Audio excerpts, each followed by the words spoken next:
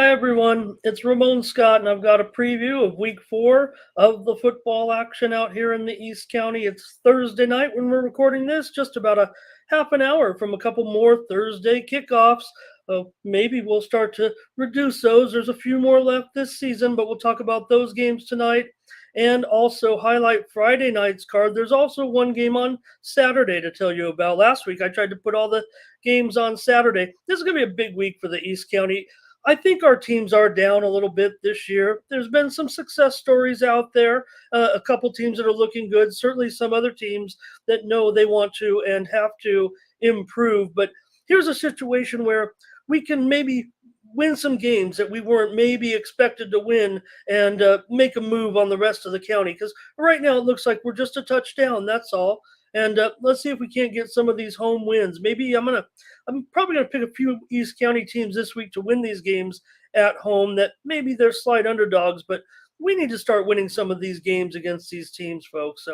But let's start about one game that maybe we should win, maybe we could win, or it could be close, and that's going to be the big game of the week between the Helix Highlanders and the Cathedral Catholic Dons, two of the top 5 teams in the county right now. Helix number 3, Cathedral number 4. That's in the UT poll. The ratings certainly have Cathedral still on top, despite their 1-2 record. Now that's the computer ratings that don't count towards the playoffs, but I think most people agree that they're pretty accurate. Even though they show Cathedral as number 1, I certainly had Cathedral still higher on my top 10, I think, than most. Still right up there in the top 5. This is a top 5 matchup. There's no doubt about it. Helix, maybe they're a slight favorite because they're at home, they're undefeated, and Cathedral's played those tough teams that they frankly got clobbered by. So maybe they're down. Maybe San Diego County in general is a bit down, considering some of the results we've had against the Arizona teams, against the teams from up in the other sections north of us. So maybe we need to get it going. Let's talk about the Helix Highlanders. While opinions may vary on this week's clash between the two teams, there is one statistic in this series that is hard to ignore, and that's that the home team has won the last 5 meetings, and usually in dominating fashion. The Dons rocked the Scotties last year, remember, 52-0, a week after Helix had their game against Mater Dei Catholic canceled, throwing the Highlanders' schedule for a bit of a loop. Cathedral had also won the previous meeting 45-27 at home in 2019, but Helix didn't get another chance at the Dons when it fell short in the Open Division playoffs. Instead, they went on to win the Division 1 title instead, didn't get another chance at Cathedral. And quite frankly, the games over the last 10 years, since the Dons had to forfeit the entire season, remember back in 2012, the games really haven't been that close. However, in 2016, the Dons captured a pair of thrilling wins over the Scotties, including 35-27 win in the Open Division final, overcoming a 14-point deficit. Remember, in that game a year earlier, Helix had dumped the Dons 42-14 in the Open Division semifinals. The fact that the Dons come in with a 1-2 record to face the 3-0 Highlanders has many thinking that Helix could be in for another home win in the series between two of the county's elite programs. However, the Dons' defeats were far from ordinary, losing back-to-back weeks to high-quality opponents. They lost to the number 15 team in the nation in Corona Centennial, 42-7. Last week, they lost to the number 8 team in the nation in Chandler of Arizona, 63-7. Certainly one-sided. We expect more from Cathedral. Maybe they're a little bit down as well, like all the teams, right? Look at the way the records are showing right now. And then when our teams are meeting, they're just having close games, which is going to make for exciting games, possibly like this one.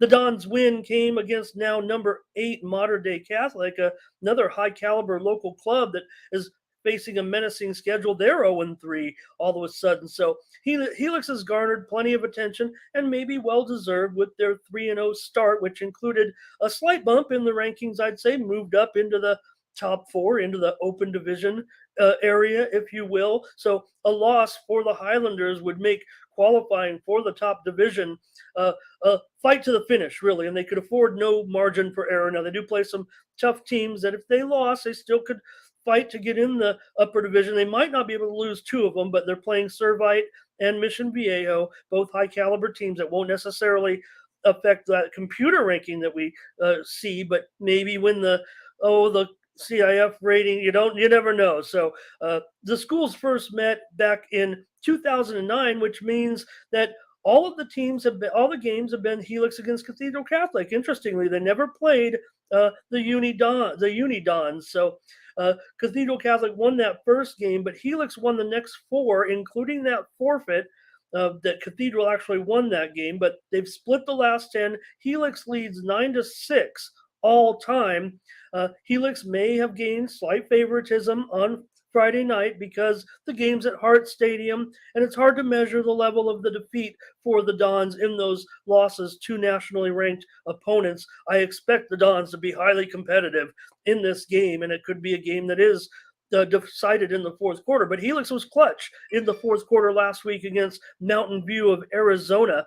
They won 24-21, led 24-14, beating Jack Germain, the son of head coach Joe Germain, the former Ohio State quarterback, and Helix improved to 3-0. Still, the Dons are ranked fourth in that media poll, right behind the Highlanders, and the computer rankings, as I said, have Cathedral at number one.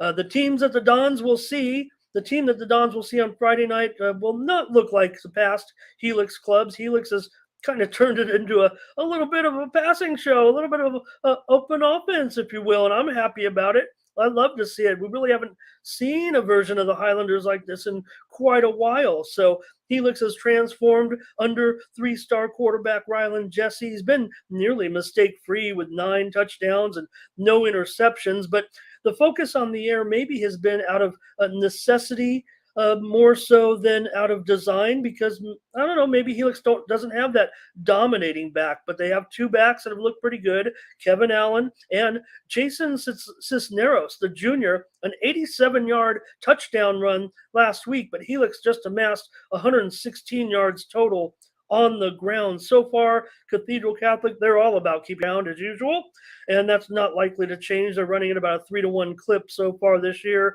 They don't necessarily have gaudy numbers considering the opposition that they've had. They were really stymied in the last two games, but still, to counter Helix's new look, Cathedral will still stick to the backbone of its team, and that's with a very, very good defense. So both teams have strong defenses, no doubt about it. Highlanders have a plethora of stars on the defensive side of the football. This game, I rate it extremely close, and the Highlanders will feel disappointed with anything less than a victory, but still, the game might be considered a toss-up by many of the experts, I think, out there. I'm going to go with Helix 24-22. My gut tells me it's going to be a tough game, and maybe it'll come down to the wire. I'm glad Helix showed some moxie last week in pulling away from Mountain View. Maybe they can grab this one by a couple of points.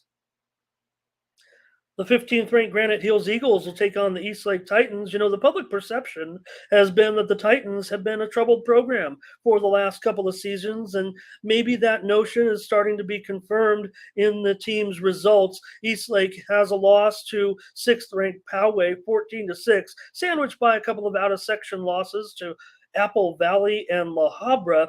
This is the Titans' fourth straight home game, however, to open the season. Granite Hills also suffered a defeat on the road to the same Poway club, but it was 31-19 in the season opener. Since then, the Eagles crushed Valhalla for the fourth straight year, and they got that shutout last week, 28-0 over Oceanside. A real nice job by Granite Hills there. This is the second meeting between these teams, but, you know, the Titans, they kind of shook that stigma, or really maybe didn't come into play last year when they beat the Eagles 31-0 at Valley Stadium. It was kind of a case of looks like Granite Hills just wasn't ready for that game. Remember, everybody thought it'd be a good game for them if they could win, but it just was not to be. It was the first shutout suffered by the Eagles since Helix had beat them 48-0 back in 2012. The Eagles had gone 97 straight games without suffering a shutout. So the Eagles are plentiful of talent, but don't necessarily have to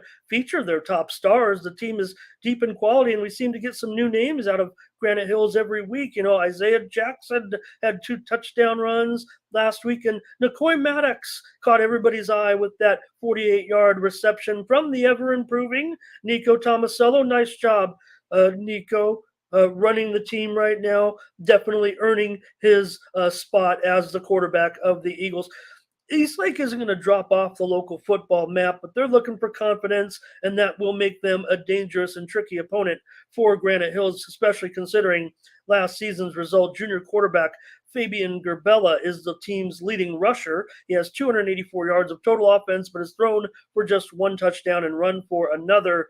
The team can once again compete because of the fabled stingy defense, if you will, that Eastlake has this year. It's guys like Marquise Lucy, Anthony Rodriguez, and Tyler Bork. Despite the winless record, the Titans will have the eye of the Eagles squarely in their sights because of that shutout last year. And the Titans may end up keeping this one close, but I've got the Eagles better win this one 24-21. Take the Eagles to win this one by about a field goal. The number 14th ranked Rancho Buena Vista Longhorns are going to come into Lakeside and take on El Cap. How about that one? Look out, Lakeside. Here come the Longhorns. The Vaqueros will need all of their wrestlers in action to wrangle up star running back Gino Trapasso in the red-hot Rancho Buena Vista running game. Trapasso, maybe he's been the county's top back so far. Him and I think Wrath of Poway, I think of as well, and our own Major Gibbons, some of the top backs, but there's not a lot of surprises when it comes to Rancho Buena Vista. They're undefeated, and they've got Trapasso. He gets the ball about 60% of the time, and RBV's running at about a 5-to-1 ratio. The Longhorns, they ripped rival Vista 48-8 last Friday. RBV started the season rated near the bottom of the Division III ratings, but have totally flip-flopped that. Now they're near the top, while El Capitan, they're still in the middle of the pack in the division, it looks like. Last season was the first ever meeting with the Cowboys taking down the Cattle, if you will, 21-12 in Vista. El Capitan's Angel Diaz scored a rushing touchdown in last year's contest, as did Trapasso. The game was clinched when Austin Cordero, a big-time star on this year's team, had an interception at the goal line. RBV was trying to come back. They were down 9. He had a great pick right in front of the end zone, if you remember. And the Vaqueros, they stumbled last week at La Jolla. Some people don't think La Jolla is looking that great, so that was a disappointment, but La Jolla looked pretty good with their quarterback, Jackson Deal, throwing for 4 touchdowns. The Vaqueros lost that game 32-7. Angel Diaz did have 110 yards rushing. And El Capitan sophomore Chance La Chapa may have already been seen as a breakout performer, but if there was any question, he solidified that notion last week with his 104-yard reception performance, 5 catches for 104 yards. The Longhorns are gaining a lot of attention with Trapasso. They're favored to win this one. El Capitan's going to have to fight to keep it close. I've got Rancho Buena Vista, maybe by a touchdown. The St. Augustine Saints, in a rebuilding mode, are coming on to take on the Steel Canyon Cougars, who are looking to prove themselves right now. Both teams 1 and 2. If anything, this meeting between the teams is closely rated and should be a good game on Friday night. Usually these teams are ranked higher with above par records. The Saints and the Cougars are looking to get back on track to where they're used to right now, coming off disappointing records. The Saints are coming off, unfortunately, a forfeit loss last week. I guess they were assigned a forfeit. They had to back out of their game. They just didn't have enough players throughout their ranks to take on Santa Margarita at a couple of levels. Before that, the Saints played a couple of common opponents of other Grossmont Hills League's teams when it opened with a home loss against El Camino. Remember, El Camino defeated Grossmont. That one was 29-13. Also, they followed that up with a 27-24 double overtime win at Oceanside, who lost to Granite Hills, of course, last week. So Saints have a balanced attack on offense. They run about 65% of the time, and they're admittedly in a youth movement with Ron Gladnick as the head coach now, trying to develop younger players so they can be back to where they were, get back to playing Saints football and getting that gauntlet series back together, if you will, that I like to call it. The Cougar Show, well, look, it's mostly about Major Gibbons. That's not a bad thing. That's not to discredit the rest of the club. But Gibbons is one of the top backs in the county, and even with defenses keying on the Montana State bound star, he still averages over 200 yards a game, and he can house it any play. You give him the ball. He's already arrived in the end zone 6 times so far this season. Steel Canyon has lost back-to-back games to ranked teams, if you will. The top-ranked Madison, I'm talking about the UT poll. Now the Warhawks are on top in the UT poll. Probably, I don't know, it'll shake out, but right now more people are putting them number one, just maybe deservingly, because they've played so well over the last couple of years. Maybe they're not the top team. Maybe they are. Maybe they'll make that open division and prove themselves. But Madison right now, number one. It was 35-7 in that game. Steel Canyon lost. And then they lost to 16th ranked San Marcos, 41-18 last week. That was probably a bit of more of a disappointment. The Saints lead the series 5-0, including the 2018 CIF Division I playoff game when the Saints were the top seed. And remember, they won that one. Steel Canyon played well, 28-20 at Mesa College, where the Saints play their games. The Cougars are expected to win this game, but I would think that the team's close proximity in the computer rankings maybe has this one pretty close. I got Steel Canyon by about a touchdown. Point Loma Pointers are going to take on the West Hills Wolfpack in one of the best games featuring an East County team, certainly this week in Santee. It's the first ever meeting between the teams. It figures to be as good as advertised here. The Pointers may actually look a little bit better than that 2-1 record thus far. Point Loma 2-0 against Grossmont Valley League teams already. They beat Santana 48-10. They beat Valhalla 52-0. Obviously, West Hills are a different caliber team in the Valley League. One of the two top contenders, certainly with the El Capitan Vaqueros right now to challenge for that title again this year. The Pointers' lone loss came against number 17 ranked Central Union 30-14 out in El Centro. And of course, the Pack dropped their trip to the desert against another good Imperial Valley team in the Imperial Tigers 21-3. 2 weeks ago. West Hills did bounce back here last week at home with a 24-0 shutout of Olympian. Senior quarterback Colin Dill has handled the bulk of the offense with nearly 350 yards of total offense, including 257 yards rushing. And Diego Calderon is the lead back. He's got 161 yards in 3 contests. West Hills senior Jack Tracy burst onto the scene last week. He recorded 3 sacks against Olympian, a major impact performance for an already stellar defense. The Pointers, however, are a bigger challenge than that game. Jackson Emerson, he's one of the county's more solid quarterbacks. Nothing spectacular, but a very consistent, doesn't make many mistakes. 66% completion rate and 5 touchdowns. The Pointers kind of go running back by committee. But their star on defense, Chase Lowry, he's one of the top linebackers. So you got him and you got Braden Wilson, 2 good linebackers featured in this game. Lowry has 28 tackles, including 16 solo this season. So it figures to go down on Friday night when these two teams meet. Look, the gut tells me that the Pointers could come in and take this game from the Wolfpack, but no way am I going to go against the Wolfpack right now in this one. I'm going to take them by a point, but I think they know they are in for a stiff test. I think the defense is going to have to win this one. The offense can do its job, and they need to find the end zone certainly 2 times, if not 3, and it might even come down to the wire. So it's going to be a real good game on Friday night, West Hills and Point Loma, no doubt about it.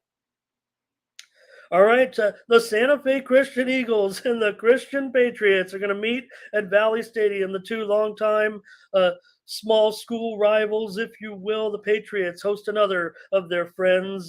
This is a 33rd meeting between these 2 teams, and after a shutout loss at now number 9 ranked Ramona, the Patriots have answered with back-to-back wins over Bishops and St. Margaret's of San Juan Capistrano. In last week's win over the Tartans, the Patriots trailed 7-0 after about 8 minutes, but dominated from there. They led 20-7 at halftime and went on for the victory. Christian High senior Jake Davila passed for 3 touchdowns to 3 different receivers, which is a good sign. Brady Deerkop a senior, had three of the Patriots' four sacks. Another three-sack guy right there, Deerkop, and Aaron Shablowski had an interception.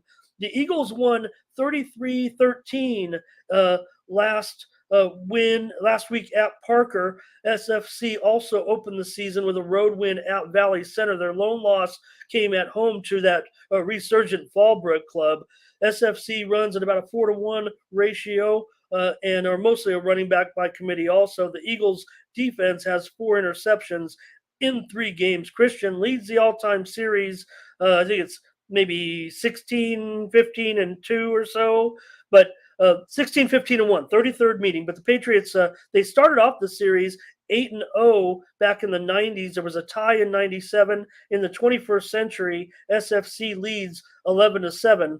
In 2011, Christian won a memorable division title game, 32-29 at Mesa College, while back in 2002, Christian grabbed a 21-19 division semifinal win at Westview. Back in 2001, one of the first games that East County Sports covered, I think, was SFC winning 42-26 in a division final at the now demolished Qualcomm Stadium. The Patriots lost this one at home last year, 28-15, and also dropped the 2019 opener when they were expected to win, 28-20. So the Eagles have won the last 3 trips into Valley Stadium. So even though the Patriots are favored, they need to be on alert here. They have confidence going into this game. I got them by 10 points, but they better watch out because SFC is the type of team that, like I said, 3 straight wins at Valley Stadium against Christian.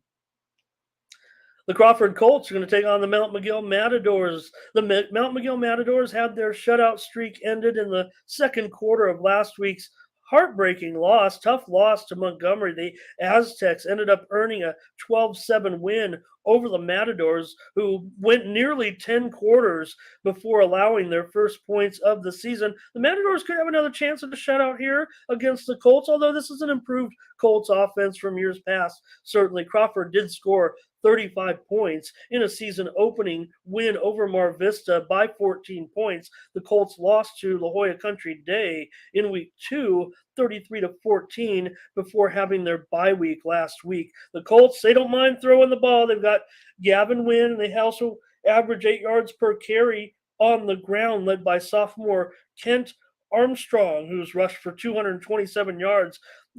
Considering these schools are kind of close, you'd think that they'd meet more often, but this is just the second meeting. And last year, the Matadors blanked the Colts 27-0 at Crawford. So the Matadors have the talent to cover that number and figured to have a less of a struggle against the Crawford defense than they did against the Aztecs. Matthew Barton's passed for 6 touchdowns this season. He couldn't get one last week, but he has no interceptions. And Jeremiah Castillo has 4 touchdowns. You'd think that this could be a regular matchup, but I got Mount Miguel winning this one by a couple of touchdowns for sure. Well, the Rancho Bernardo Broncos are going to take on the Grossmont Foothillers. Both teams are 0-3. If you stepped out of a time machine, you'd have to do a double take looking at the records of these clubs this year. The sudden slump by both programs at least gives this closely rated contest a must-win feel to it in order for one of these teams to gain some confidence moving forward. The Broncos are the higher-rated club, but Grossmont's at home. That should equalize the chances for both teams. Last season was the first meeting ever between the teams, and RB won 32-0. It was 32-6. The Foothillers trailed 26-0 after the first quarter, 32-0 at halftime. Got a touchdown in the second half. Grossmont's offense has been held to just 2 last-minute touchdowns over the first 3 games. Last week, of course, they went up against Warren of Downey and ran into 5-star quarterback Nico Ayamalava in a 56-0 loss. Nothing you could do there. Just Grossmont had to schedule somebody. Maybe we expected them to be better. I think it was probably a home and home with Warren, and just a little bit of a mismatch. We'll get that squared away. Rancho Bernardo hasn't exactly lit the lamp over the first 2 weeks. They lost to number 11 Torrey Pines 35-0 last week and dropped a 34-6 decision at home to Ramona in week 2. The Broncos did manage to put up some points in a 52-34 loss versus San Marcos. We talked about them, and that was in their opener at home. The losing team in this one's going to figure this one might be the one that got away. I've got RB winning this one by a touchdown. The San Ysidro Cougars are going to take on the Monte Vista Monarchs. This will be the first meeting ever between these two varsity programs and comes at a good time for both. The Monarchs and Cougars probably going to fancy their chances in this matchup. The Monarchs are coming off a bye week following a loss to 18th ranked Kearney. Looks like a pretty decent Kearney club, 35-21. Monte Vista opened with a 42-21 win over Maranatha Christian to snap a 12-game losing streak. But in the next game against the Comets, they ended up sitting 5 players in the first quarter. As Coach Hamamoto said, you don't make practice, you don't play in the first quarter. And sure enough, Kearney jumped out to a 21-0 lead, ended up leading 35-0. The Comets were then outscored by the Monarchs 21-14 after halftime. So just goes to show you, we got to get to practice. We got to be able to play the whole game, and that's how you win football games. You know, the Monarchs do have their usual running game, but also have an unheralded runner in senior Uziel Avalos. Avalos had the second longest touchdown run in school history against Kearney when he ran for 98 yards for a score. And Monte Vista also counters with back Daniel Renteria, a junior. The Cougars were hyped up entering the season with hopes of improving the team and the program. The results have been mixed so far. They did rock Tri-City Christian 31-0. They also played Kearney, equal opponent, if you will, a similar opponent, a same opponent. They earned a 35-30 win. That could bolster their confidence coming in as the road team here to Spring Valley. The Cougars were suffocated by that good Fallbrook club. 67-0 last week, although the Warriors are dramatically improved this season. San Ysidro senior Tariq Garcia has nearly 300 yards rushing and 4 touchdowns to lead the team. Junior receiver Johnny Castillo, 9 receptions for 200 yards and a pair of scores. I just wanted to type this in. Junior Gutierrez leads the Cougars defense with 24 tackles, including 13 solo. Thank you, Junior, for letting me do that. The ratings might have the Cougars favored, but the Monarchs' improvement might not have triggered the computer's algorithm just yet. Maybe this is one of those games where San Ysidro thinks they're going to win, and Monte Vista gets this one by a couple of points. Valhalla is going to take on Olympian. Valhalla comes in 0-3. This will be the first meeting ever between these schools. The Norsemen searching for that first win. Olympian came up with a 0 last week, just like the logo on the side of their helmets when they lost that 24-0 game to West Hills and Santee. The Eagles opened with a 21-9 road win at Westview, who looks to be down, before a week 2 loss at San Pasqual, 44-12. Valhalla was no match last week for the Point Loma Pointers, who we've mentioned a couple of times on the show already. It was 52-0. Valhalla couldn't do much. They've been outscored 111-6 over the last 2 games, following a 28-14 season opening loss at Hilltop. Olympian sophomore Christian Noriega has thrown for 430 yards and 3 touchdowns this season. Valhalla defensive star Giovanni Alejo had one of the fun plays of the week. No disrespect to Giovanni. He stripped that ball loose, took off the field 57 yards, was tackled, fumbled the ball back to the point. It was actually a spectacular play for Giovanni. We see him make plenty of plays. He is the man for Valhalla. I've got Olympian winning this one, though, by 4 scores. All right, let's get to the games tonight. They're about to start here in about 8 minutes. By the time most people see this, the game will be over. So let's see how we do. But Montgomery is going to take on El Cajon Valley. Is Monty considering a move to the Grossmont Valley League? This is the 3rd straight game against a Grossmont Valley League opponent, and they're 2-0 so far with last-minute wins over Santana and Mount Miguel in spectacular fashion. The Braves fell to a good Vincent Memorial team at home last Friday. They'll host the 3rd straight home game when the Aztecs come in to visit here in a few moments. In the 12 previous meetings, ECV leads 7-5 with the 3 Braves wins by shutout, including blanking the teams in the last 2 meetings. 40-0 in 2016, 28-0 in 2015. The Braves have what it takes to beat the Aztecs, but this one's got to be a toss-up. Figure the Aztecs will have to stop Kal-El Gordon and the El Cajon Valley running game. Gordon is one of the county's most unheralded backs. He's got 335 yards and 8 touchdowns so far this season. He had 5 touchdowns in that 56-0 win over Hoover. Junior quarterback Derek Dubose, he runs and passes and does a good job. 382 yards of total offense so far.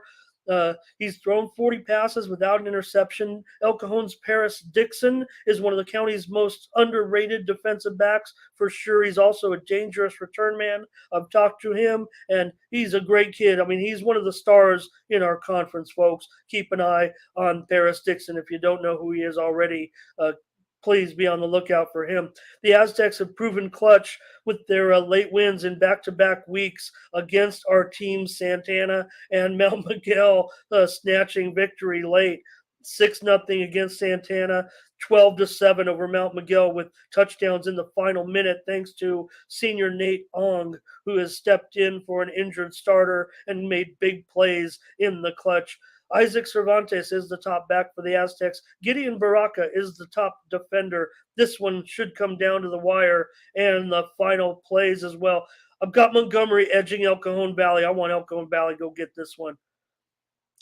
All right, Fallbrook is going to take on Santana. The Sultans, they've got to find a way to get the ball into their hands of their not-so-secret weapon anymore, Michael Valenzuela. When Santana needed a miracle touchdown last week, they found Valenzuela. Quarterback Alex Rico got 2 passes to him in the clutch, one at the end of the fourth quarter, one in overtime. All Valenzuela did was make some clutch catch and run plays. One where he got the ball near midfield and went all the way to the end zone to tie the game late in the fourth quarter. Then on a 4th and goal from like the 37-yard line, Rico threw the ball out to the right side to Valenzuela, who sprinted past the defender and got to the end zone.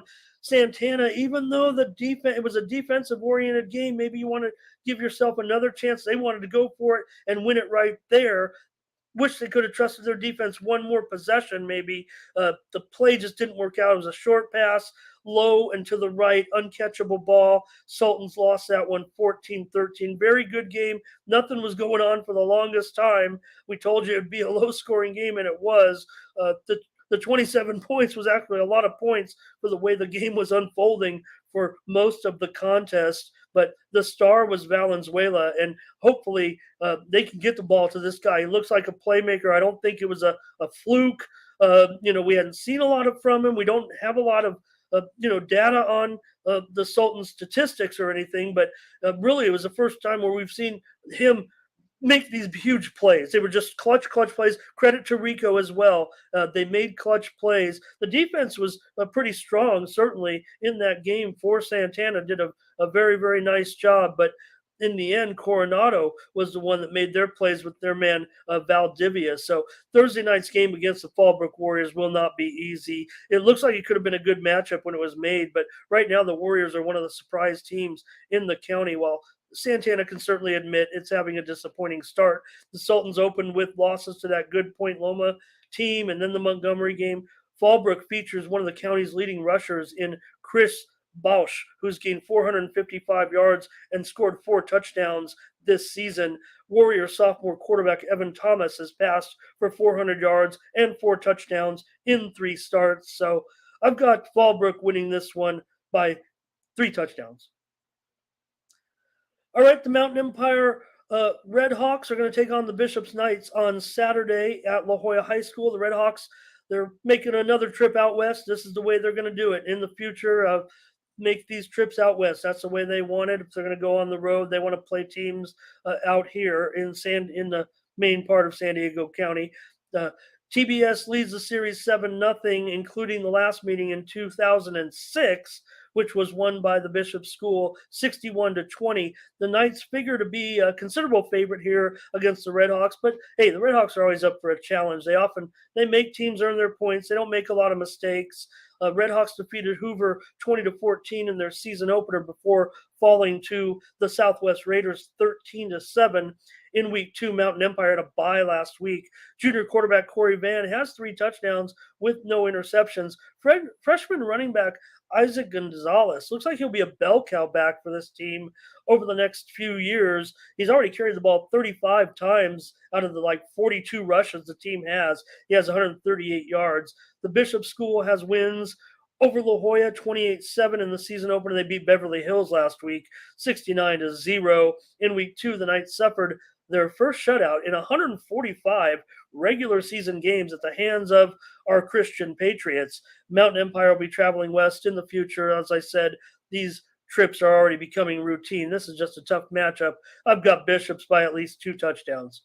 All right, that's it. A preview of the games, the games for this week, for week 4. Thank you for joining me. Games are about to kick off. Enjoy the high school football action this weekend. Come on, East County. We got to prove ourselves. This is the week. These are closely rated games that can go either way, and we're playing several of them at home, games that we can win. Let's see if we can't make some noise this weekend.